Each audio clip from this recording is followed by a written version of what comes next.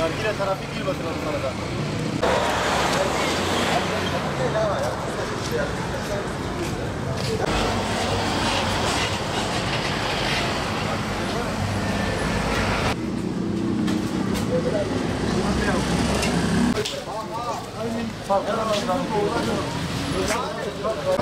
Ya biber ya yapın yapın ya.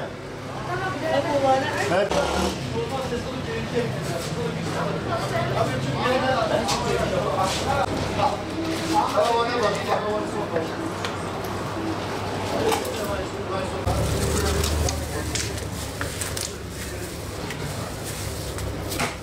Yani daha çok tavuk fakir kesimler alıyor, daha çok fakir insanlar alıyor.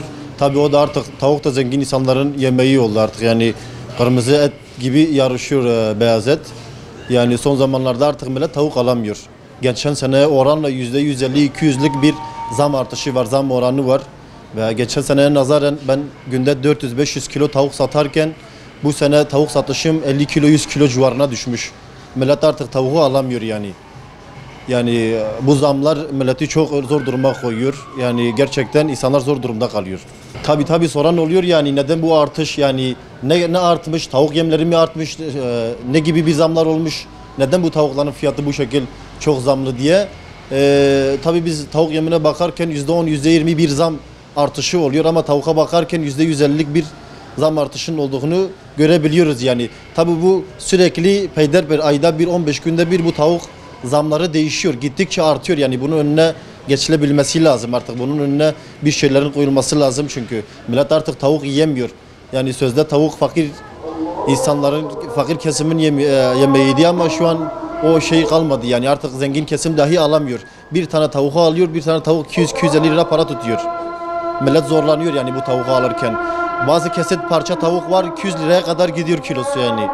Bunun önüne geçilebilmesi lazım. Ya geçen sene tavuk fiyatları 40 lira 30 lira civarındaydı. Şu an 100 liraya kadar çıkmış yani. Türkiye'de belirli bir kesit insanlar var yani. Bu tabii şeyler var. Firmalar var. Firmalar birbirleriyle anlaşarak bu zammı gerçekleştiriyor. Yetkililer buna rağmen denetleme yapsınlar. Tavuk fiyatlarında bir şey yapsınlar. Bunun önüne geçebilmesi için. Tavuk fiyatı eskisine göre alamıyoruz. Her şey çok pahalı. Gittikçe zamlanıyor. Yani bu hükümetin bir el atmasını istiyoruz. Her şey çok pahalıdır. Hiçbir şey alamıyoruz. Marketlere giriyoruz, hiçbir şey alamıyoruz.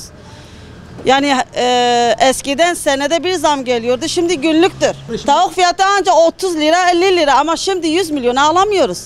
Neredeyse hayvan etini geçiyor. Hani eskiden 2 tavuk alıyorduk, şimdi bir tavuk alıyoruz. Bu ekonomiye hükümet bir el atsın.